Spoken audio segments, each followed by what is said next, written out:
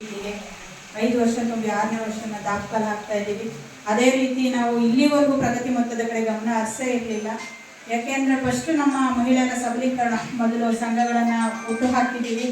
ಈಗ ತದನಂತರ ನಮ್ಮಲ್ಲಿ ಆರ್ಥಿಕ ನೆರವು ಬೇಕು ಅನ್ನೋ ಒಂದು ಉದ್ದೇಶವನ್ನು ಇಟ್ಕೊಂಡು ನಿಮ್ಮ ಒಂದು ಹೆಗಲಿಗೆ ನಾವೊಂದು ಆರ್ಥಿಕವಾಗಿ ನೆರವು ನೀಡೋಣ ಅಂತ ಹೇಳಿ ಒಂದು ಯೋಜನೆ ಹಾಕ್ಕೊಂಡು ಇಲ್ಲಿಗೆ ಒಂದು 5ನೇ ಸಂಘಕ್ಕೆ ನಾವು ಇರೋದು 100 ಸಂಘಗಳಿದ್ರೂ 5ನೇ ಸಂಘಕ್ಕೆ ನಾವು ಇನ್ನೂ ಪ್ರಗತಿ ಮೊತ್ತವನ್ನು ಇವತ್ತು ಕೊಟ್ಟು ಅಂತ ಒಂದು ಕಾರ್ಯಕ್ರಮನ ಹಾಕೊಂಡಿದ್ದೀವಿ. ಅದು ಪರಮಪೂಜ್ಯರ ಒಂದು ಅಮೃತಾಸ್ತ್ರದಿಂದನೇ ಈ ಕಾರ್ಯಕ್ರಮಗಳು ನೆರವೇರ್ತಾರೆ. ನಿಜವಾಗ್ಲೂ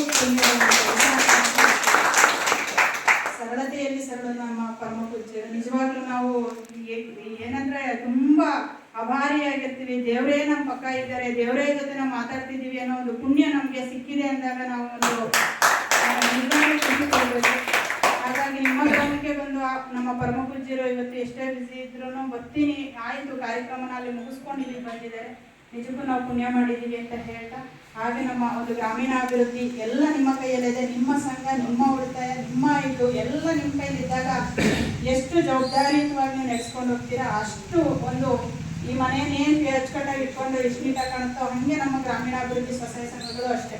ನಾವೆಲ್ಲ ಒಗ್ಗಟ್ಟಲ್ಲಿದ್ದರೆ ನಮ್ಮನ್ನ ನಾಳೆ ದಿನ ಯಾರೂ ಬ್ಲೇಮ್ ಮಾಡೋಕ್ಕಾಗಲ್ಲ.